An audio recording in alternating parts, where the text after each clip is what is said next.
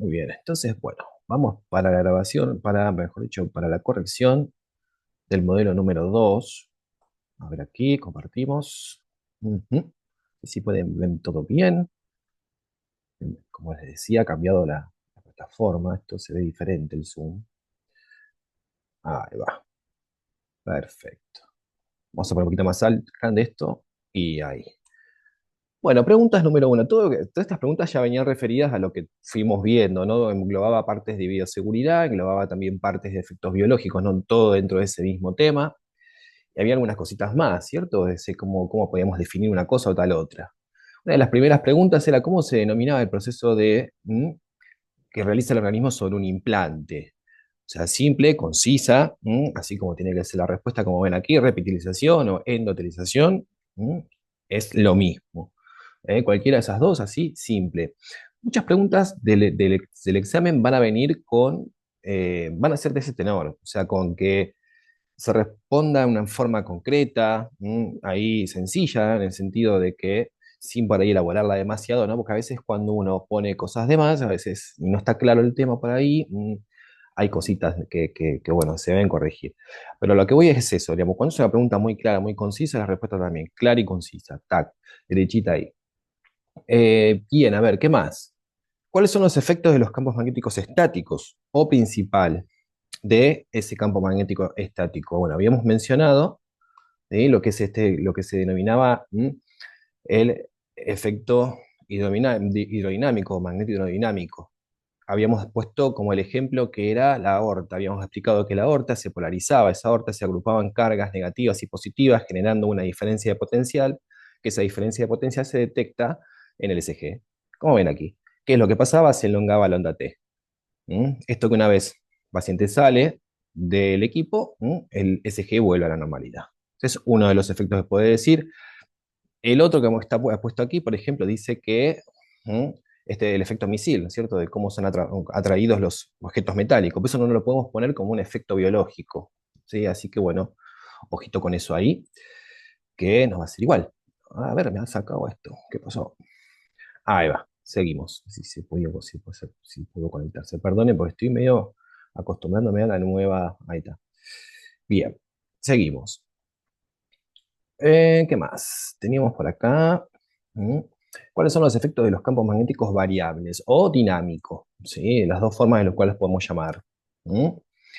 Esos campos magnéticos que entraban y que salían, ¿cierto? Bien, esos campos magnéticos que son variables generaban corrientes de carga. Otro de los efectos que generaba también era efecto, ¿sí? O magnetofosfeno, como lo vemos aquí, esas sensaciones luminosas, producto, ¿sí? De la estimulación nerviosa periférica, en este caso por el segundo par.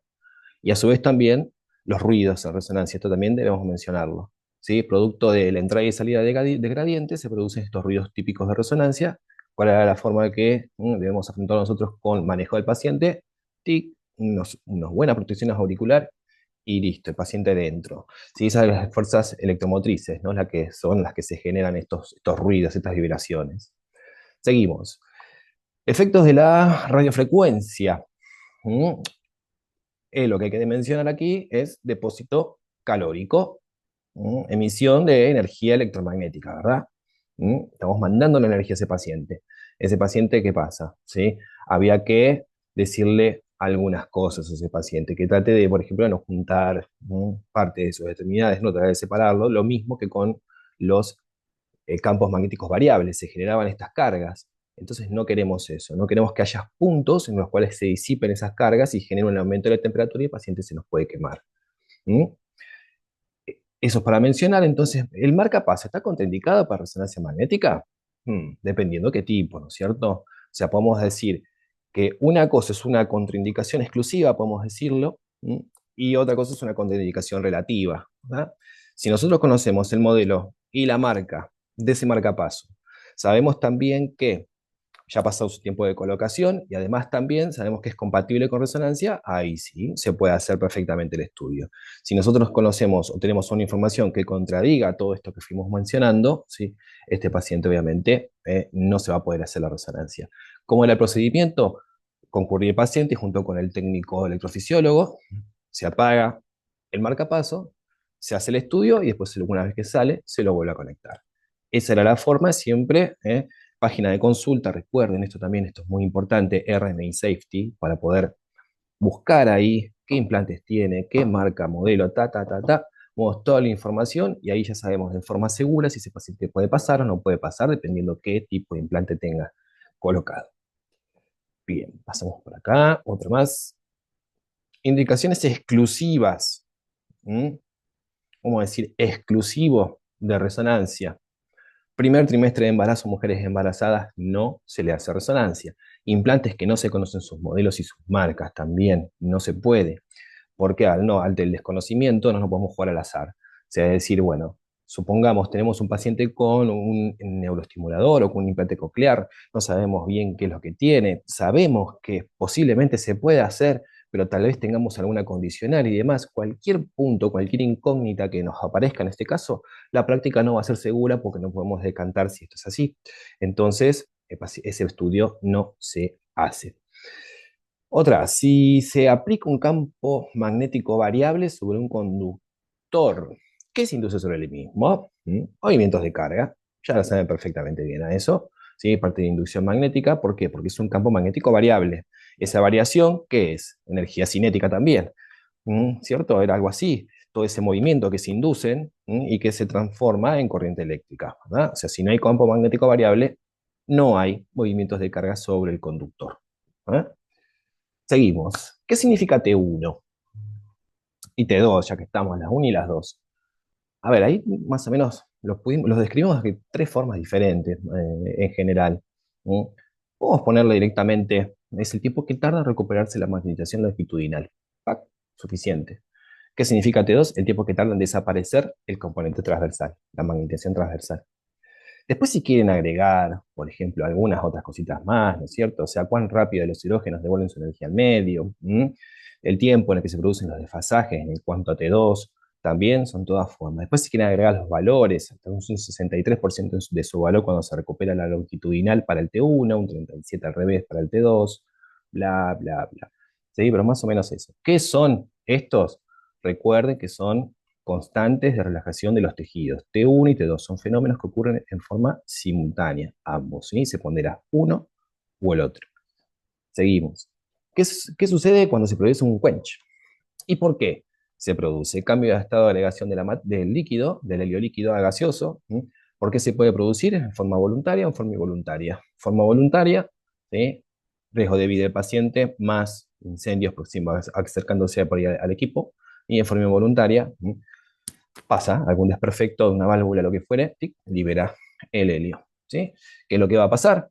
Cuando se sucede esto, ¿sí? Que se evapora ese helio, ¿sí? Podemos decir de que el campo magnético cae, se cae en picada. ¿Sí? Entonces desaparece el campo magnético. Bien, seguimos. ¿Cuál es el mecanismo de acción del gadolinio? Favorece la relajación de los hidrógenos, aumenta el asincronismo durante la relajación. Entonces, ¿qué podemos decir? Que aumenta, ¿sí? Lo que son estas variables de señal en cuanto al T1. ¿Sí? Entonces, el mecanismo de acción es acortar los tiempos de relajación T1 y T2. Recuerden cuando veíamos T1, veíamos la grasa hiperintensa y cuando veíamos el gadolinio depositado, sabíamos de que esos hidrógenos que están ahí van mucho más rápido y por eso emiten más señal. Entonces, acorta esos tiempos, ¿verdad? ¿Qué secuencia se utiliza con la administración de gadolinio? Secuencias T1, punto, fin.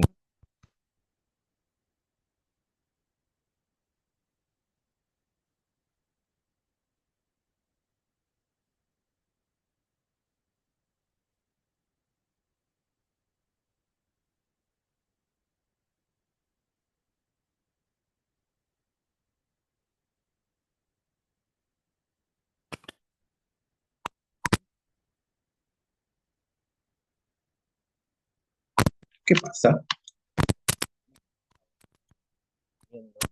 ¿Mejor? Avísenme. ¿No se escucha? Hola, hola. Ahí yo veo que me pone que estoy hablando, pero no sé. Ahora sí.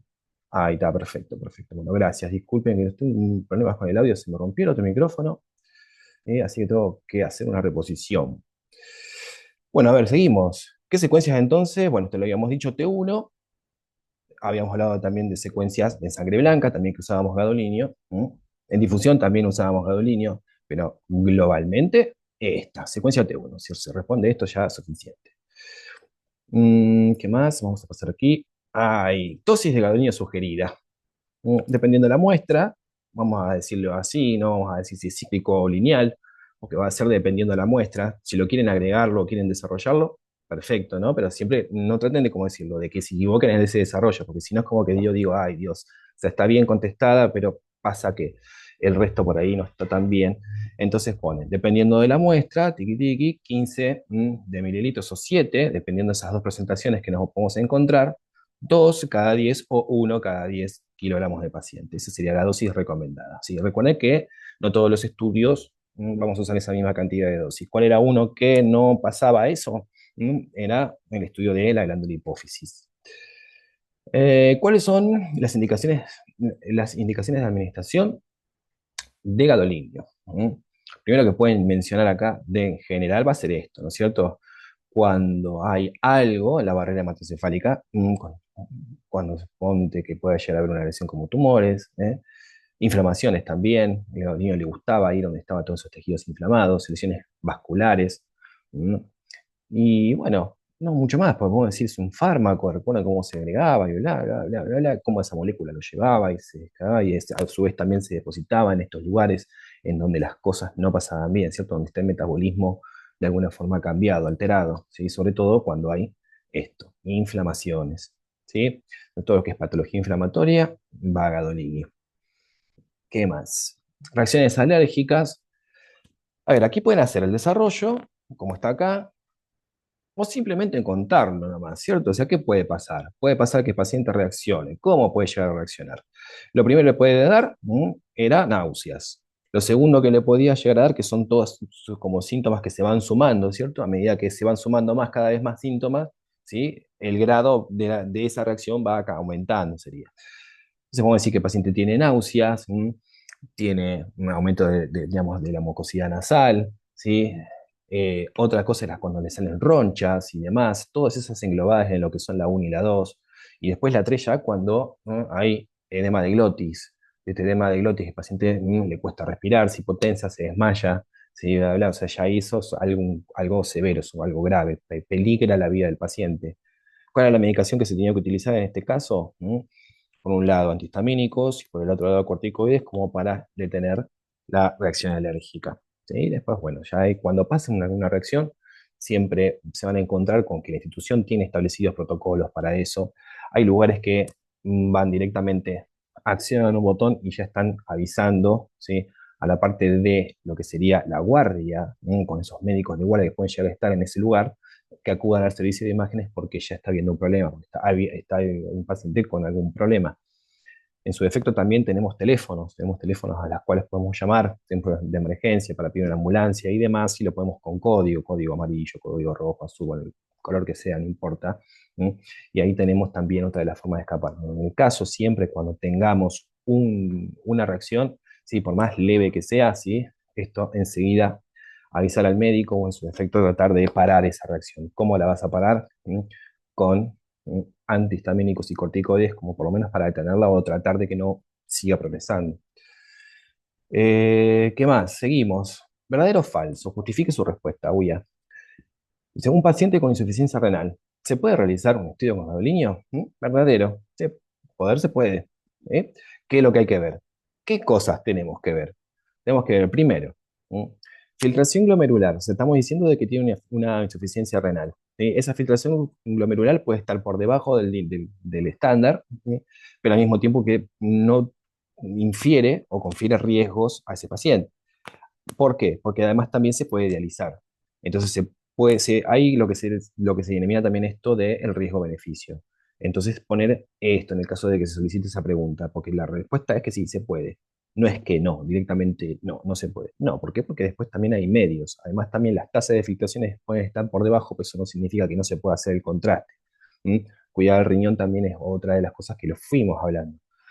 Cuando hablábamos, por ejemplo, en cerebro, nos viene un paciente, 1,90 m, qué sé yo, 100 kilos, y 20 mililitros de gadolinio es una barbaridad, por ejemplo, para hacer un cerebro, es mucho, con 10 es suficiente. Entonces a eso también son las cosas que hay que a veces comentarlo, ¿no? Que suceden en la práctica y que en definitiva lo que se trata de hacer es que se cuida la función renal del paciente y asimismo también sale un estudio de suficiente calidad como para poder ver si es un realce o no de contraste. Eso ténganlo también en cuenta. Siempre hay que cuidar a los riñones del paciente, no irse demasiado con las dosis. ¿Qué más? ¿Qué es un quelato? Estructura molecular cuya función es la de encerrar al ion paramagnético, ¿verdad? Lo encerraba. ¿Por qué? Porque era tóxico, no queríamos a hígado niños sueltos. Y además también tiene propiedades conocidas, que es la biodistribución. O sea, llegar al sitio, sentarse en ese sitio, o sea, o mejor dicho, ahí acumularse, todo en el lugar, y además también después poder lavarse, que se vaya. ¿Eh? Así que bueno, más o menos esas eran las preguntas de lo que eran bueno, lo que compartimos. Había tres imágenes, y no me acuerdo bien, porque no las quise detallar, porque si no, me pierdo algunas de los desarrollos que van a hacer ustedes, entonces no se las pongo, pero ahora sí, como para decirlo, teníamos una rodilla, teníamos un sagital steer también, y tenemos un cerebrito. Así que bueno, todavía sigo esperando algunas imágenes. Así que bueno, más o menos eso. Para la clase que viene vamos a hacer otro igual, se los voy a pasar, otro diferente, ya con más cosas agregadas, y además si hacemos algo parecido como esto. Hacemos también el desarrollo para la clase que viene, y después también, bueno, también usar una parte de consulta, ¿sí? Así que bueno, listo, esto ya estamos por acá. Vamos para lo que es, como tema nuevo, podemos decirlo, que es todo lo que es resonancia abdominal. ¿Mm? Pues ya no quedan muchos temas, quedan muy poquitos. Más la clase que viene, vamos a tener lo que es resonancia magnética funcional.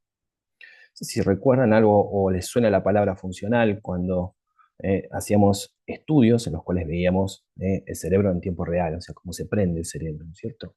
Vamos a ver qué hace la resonancia, cómo detecta todas estas cosas. Pero bueno, eso es la clase que viene. Ahora, abdomen y todas sus variantes, porque tenemos un montón de estructuras que se estudian aparte también en resonancia, entonces esto vale la pena aclarar. Acá, por ejemplo, miren, tienen esta imagen. ¿Qué pasa acá? ¿Qué es esto? Esto es un bebé, podemos decirlo, un feto, ¿verdad? Que está ahí, esta parte de la placenta, ¿no es cierto? Entonces acá ya tienen buenas las preguntas, ¿cierto? ¿Se puede hacer resonancia en mujeres embarazadas? Sí, obviamente, ¿sí? Siempre y cuando no esté en los primeros 3 meses de gestación, ¿verdad? Pero aquí tenemos uno, se estudia en estos casos placenta, como ven acá, y asimismo también se estudia al bebé. ¿Eh? A ver, esto sería el abdomen, este paciente tenía una malformación, que es lo que se está viendo acá, que es una parte como líquida, como pueden llegar a ver en ese feto, ¿eh? Y tenía una malformación, entonces la resonancia va al feto también, ¿sí? Así que bueno, vamos a pasar y vamos a ir viendo todos esos temas ahora. Bueno, a ver, abdomen. También uno de los estudios también que más nos vamos a acercar en resonancia, porque tenemos cantidad de estos tipos de estudios. Si van a ser estudios que van a venir siempre asociados unos con los otros, o sea, abdomen y pelvis, abdomen y uro, abdomen y colangio, van a venir todos de la mano. Entonces, para englobarlo en líneas generales, vamos a hablar de los estudios de parte del hígado. Después otro aparte va a ir el páncreas y los riñones como sitios, digamos, de interés en cuanto para estudiar el abdomen en sí y hacer foco en ellos.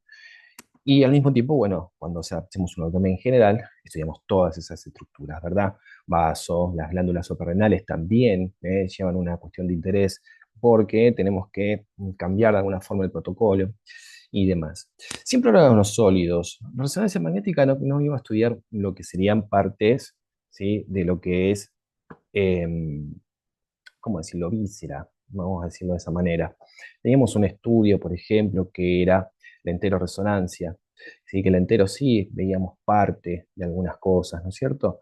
Pero bueno, en líneas generales, vamos a apuntar ahí, a esas regiones.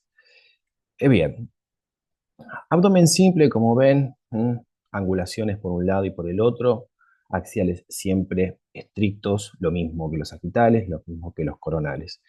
Siempre tratar, ¿sí?, de obtener estos dos primeros, como ven, coronal T2 y sagital T2, como para tener una imagen y después a partir de esas dos imágenes hacer justamente la planificación de los estudios del estudio posterior, ¿verdad? Tener en cuenta siempre aquí la cúpula diafragmática, que no se nos corte el hígado. Esto es muy importante porque a veces lo ves en un corte y después resulta que te aparece un poquito más para abajo. Tratar de hacer los estudios de la forma más cómoda para el paciente, porque si no también se te puede extender demasiado el tiempo. Y no vas a querer que el paciente se te estrese ahí adentro, no vas a querer que te atrases vos en el resonador. Entonces, bueno, es un montón de cosas allá a tener en cuenta. Así que bueno, algunas cositas, por ejemplo, que estamos viendo vía lo que es vía biliar. ¿No? En realidad estamos viendo el abdomen, ¿cierto? Pero esto grande que estamos viendo aquí es parte de lo que es el colédoco, ¿cierto? De lo que es la desembocadura, tic, ahí, en la carúncula mayor, en la parte, digamos, de lo que sería el duodeno, es la segunda porción. También vamos a apuntar a estudios que vamos a ver toda esta estructura, ¿no es cierto? Que son las partes de la colangioresonancia, pero son estudios aparte. ¿Qué quiere decir esto? De que al hacer abdomen y colangio, por ejemplo, podemos hacer de que podamos obtener, mejor dicho, las dos imágenes dentro, digamos, del mismo protocolo. Eso es una forma fácil de hacer los estudios porque lo único que tendrías que hacer es hacer dos secuencias. Esto ya lo vimos, pues lo fuimos pasando en una clase que hablábamos, mencionábamos cuál es la diferencia entre una imagen y la otra. ¿Sí? Ambos son T2, ¿cierto? ¿Qué pasaba acá? ¿Por qué este está más oscuro que el otro? ¿Mm? Porque acá lo que veía con este T2 es que tiene el tiempo de Q un poquito más prolongado que el primero. Entonces, primero tenemos mucho más brillante la grasa, en el segundo más decaído. ¿Por qué? Porque se dejó pasar un poquito más de tiempo para que la grasa, mejor dicho, todas las estructuras pierdan señal, ¿sí? Y nos aumente el líquido. Aquí, fíjense la diferencia entre uno y el otro. Entonces tenemos un aumento de líquido, estamos potenciando el T2, lo estamos haciendo más pesado, podríamos decirlo también. Lo podemos hacer tan pesado que podemos borrar todas las estructuras y dejar solamente líquido, que eso es parte de lo que es la colangioresonancia o la uroresonancia también. Así que bueno, también esta la vimos, lo que sería la secuencia in phase out phase. El protocolo era muy, muy parecido a lo que es todo lo que es parte de tórax. Vimos un protocolo muy, muy parecido. Secuencias in phase out phase, T2 con tiempo corto, tiempo largo, axial T1, T1 saturado. Y estas, las mismas secuencias, se pueden usar también para todas las estructuras, tórax, abdomen y pelvis. Se puede hacer también una pelvis con las secuencias que estamos mencionando en este momento, pero no sería por ahí muy, vamos a decirlo, muy favorable porque para la pelvis tenemos que atender también otro tipo de cosas. Vamos a usar un poco más estiro, vamos a usar algunas otras cosas y también tener ojito para ver si hay algo que nos presente ese paciente. ¿No? Pero bueno, esto más o menos ya lo vimos, secuencias sin face of face. ¿Para qué utilizábamos esto? Era para ver si había diferencias de señal, una y la otra. Fíjense, una imagen y la otra. ¿Qué pasa en esta? Bordes más contornos más definidos y demás. ¿Por qué? Porque estas son secuencias fuera de fase. Aquí la grasa presentaría un cambio de señal en cuanto a lo que es estatosis hepática. Como habíamos visto, tenemos el hígado de esta forma normalito y si fuese, mejor dicho, si hay grasa, diríamos, en el tejido hepático, tendremos una disminución de la señal y ahí la podemos identificar. Para eso se usa esta secuencia. Secuencias que ya fuimos conociendo y demás. Ahora vamos a la parte de delgado líneo.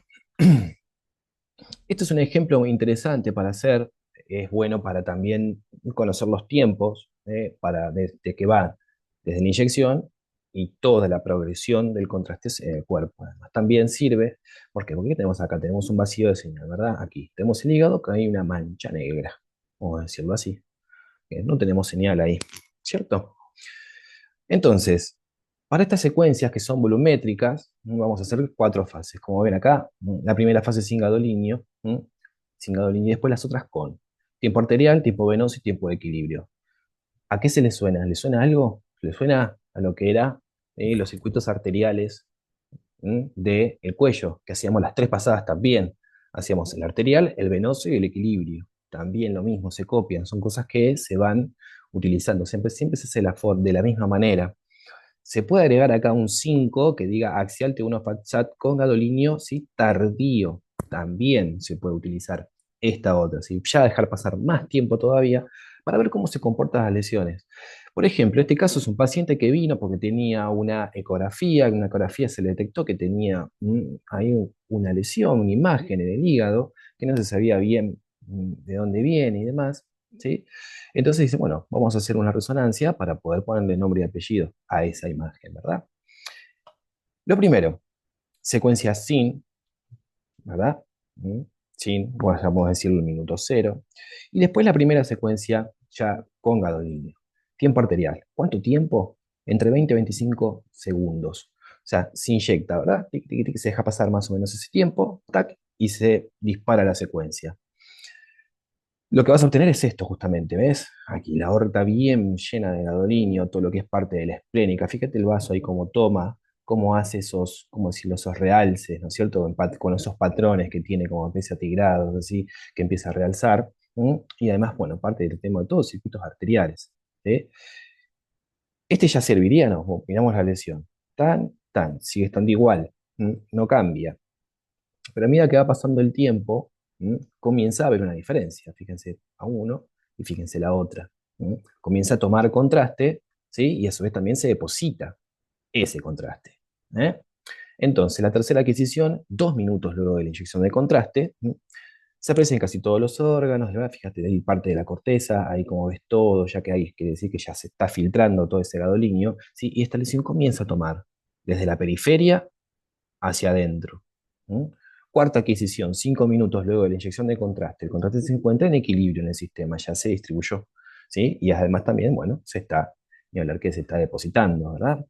Entonces, al depositarse ese gadolinio, el médico puede ver cómo se comporta esa lesión. ¿Cómo es ese realce? Si es centípedo, o sea, quiere decir que va desde afuera hacia adentro. ¿Mm? Además, también, si se deja pasar más tiempo aún, esta lesión directamente desaparecería. ¿Sí? Se vería todo tomado con contraste. ¿Sí? Inclusive hasta a veces se pierde por la cantidad de gadolinio que hay en el hígado. Entonces ahí se está hablando que es una parte de una vascularización anormal del hígado. Otra de de las indicaciones que habíamos visto, áreas de vascularización anormal. ¿Qué quiere decir? De que esa lesión se comporta de una manera que ya el médico sabe que esto lo que tiene es una lesión benigna, no pasa absolutamente nada. Se deja estar, se controla y demás. A nosotros, ¿qué es lo que nos importa? Saber que le llegue esto al médico, ¿sí? Que puede ver la progresión del contraste en cada uno de esos tiempos. Primero por un lado, ahí, segundo a los 2 minutos y después a los 5. ¿También a qué te hace acordar eso? Mama. Mama pasaba algo similar, en una secuencia dinámica, pero que veía 7 fases. Y vamos a hacer las fases en 7 tiempos. En este caso vamos a hacer solamente 4.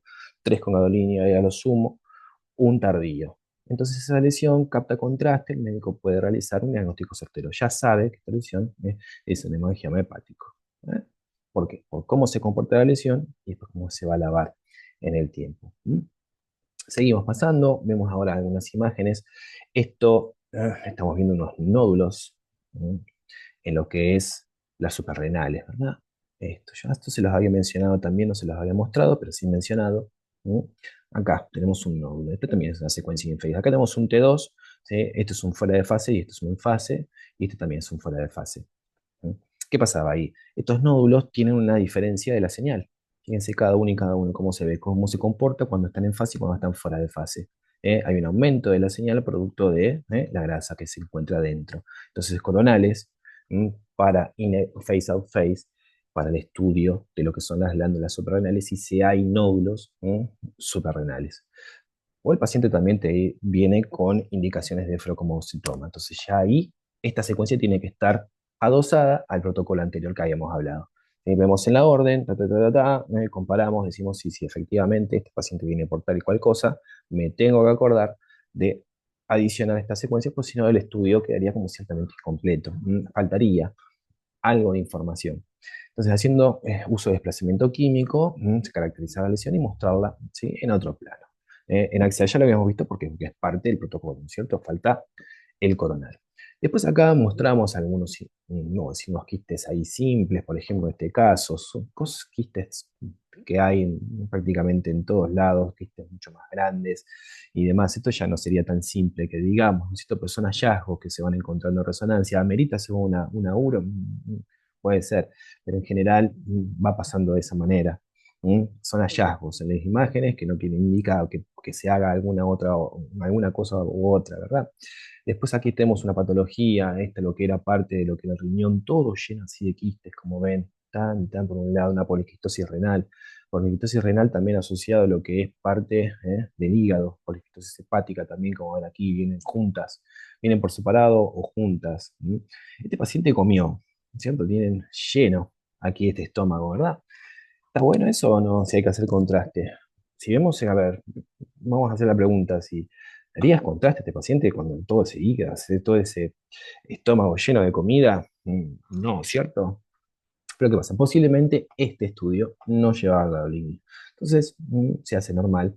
¿Por qué? Porque no tiene ninguna, digamos, ninguna preparación previa. Sí, pero cuando ves esto y tienes que hacer una inyección de gadolinio, ay, ahí detenela o pasa algo, porque si no, ese paciente te puede llegar a vomitar, puede darle mucho asco y vomitar en el equipo y no vas a querer eso. Fíjate todos los quistes acá, toda esa agrupación de enfermedades también, estas imágenes raras acá, con quistes, o sea, el riñón, placa ahí abajo. ¿Qué hace un riñón acá?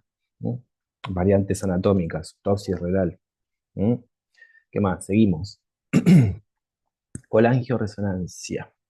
Colangiopancreatografía por resonancia. Me va a decirlo bien. Bien el punto y demás. A ver, acá donde vamos a ir, que más o menos lleva todo esto, estudios de las vías biliares. O sea, ¿qué vamos a estudiar básicamente? ¿Sí? Todo el recorrido de las vías biliares y los órganos internos va a ser el hígado, va a ser todo lo que son los conductos, ¿verdad? Y parte del páncreas. Esos son los órganos en los cuales va a ser de interés y los cuales no nos puede faltar, ¿sí? A la hora de explorar todo tipo de estas regiones, ¿no es cierto? Si se sospecha entonces obstrucción de vía renal, esto es una emergencia médica, una urgencia médica. Uno de los motivos por los cuales pues se solicitan resonancias magnéticas en forma urgente, ¿sí?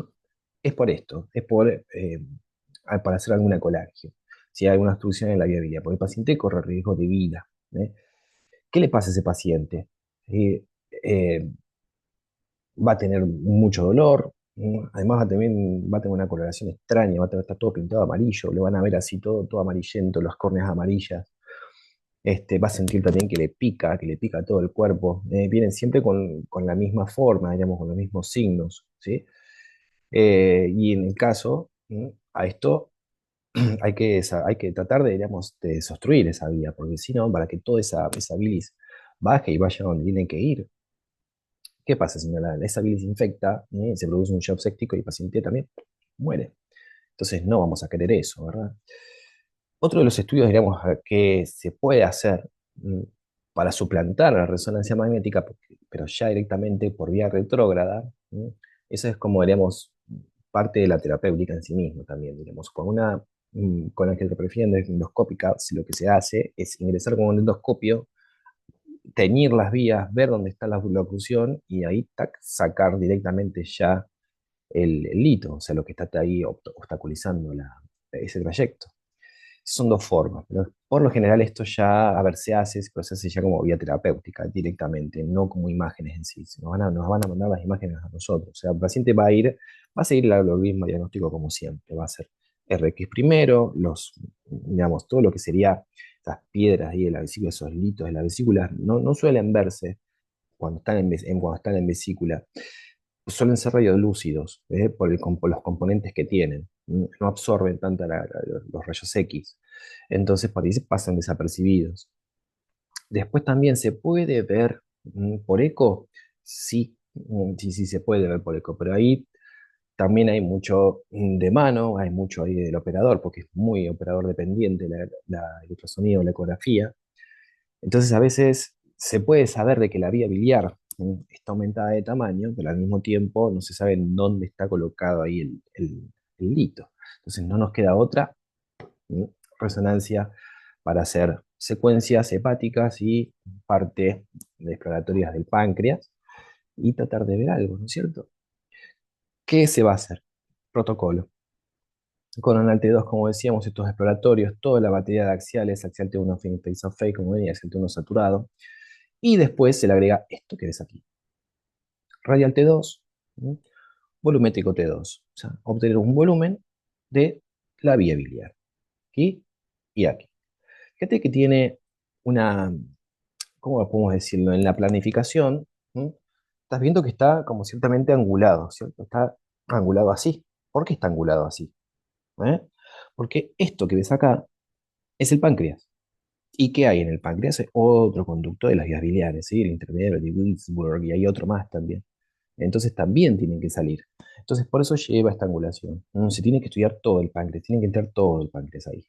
Entonces, esta angulación donde se ve bien el páncreas, y a su vez también que se vea parte de lo que es la entrada, ¿cierto? El colédoco, y después, por lo menos, lo que sería los conductos hepáticos del derecho y el izquierdo. Después, todo el árbol hepático ya es otra cosa. ¿Sí? Podés también tomar todo y hacer todo el árbol hepático, pero por lo general, no, realmente no he visto casos, ¿sí? Pero en donde se ocluye siempre es el colédoco. Entonces, con que vos veas el colédoco, ya la oclusión, si hay una oclusión, obviamente vas a ver que hay toda una dilatación por encima, entonces ya ahí vas a tener que estudiar. ¿Sí? Y recordá, entonces aquí, esta angulación y que incluya todo el páncreas. Entonces, alta en contrastes en T2, secuencias 2D y volumétricas, cuando estamos hablando de volumen, tenemos todo ese volumen ahí. Cuando es radial, hablamos de que son, ¿cómo decirlo? Cortes que se van haciendo en diferentes ángulos. Entonces se obtiene todo un ángulo, se obtiene, mejor dicho, una sumatoria de ángulos y se obtiene una imagen como, digamos, en 2D, pero que la puedes ver en tres dimensiones, de un lado y del otro con vistas, con proyecciones, de un lado y del otro. Entonces obtenés, no sé, 12, 15, 20, las que quieras. Entonces ahí podés ver cómo viene todo ese árbol biliar. Y al mismo también podés identificar en dónde están las estructuras para después hacer esta otra, que es el volumétrico, que ese es el que más datos aportan, ¿cierto? Porque después vas a hacer la reconstrucción para que te quede muy, muy lindo. Este es un ejemplo, mira lo que es una radial. ¿Cómo la vas a programar? Justamente, necesitas una buena imagen, necesitas un axial. En ese axial vas a identificar el colédoco. ¿Dónde lo ves al colédoco? Ahí, ese puntito que ves acá, ahí está el colédoco, ¿ves? Entonces, justo en el centro de la confluencia de todos esos puntos está el colédoco. Entonces, hay que buscarlo, tic, y ahí, lo puedes estar por encima. Y después, más o menos, con que te entre toda esta parte, ya ahí estarías haciendo bien. Pero bueno, voy a cortar aquí, porque se nos termina el tiempo. Volvemos más o menos 5 o 10 minutos grabación y seguimos con lo que queda de la clase. Corto por acá y finalizamos.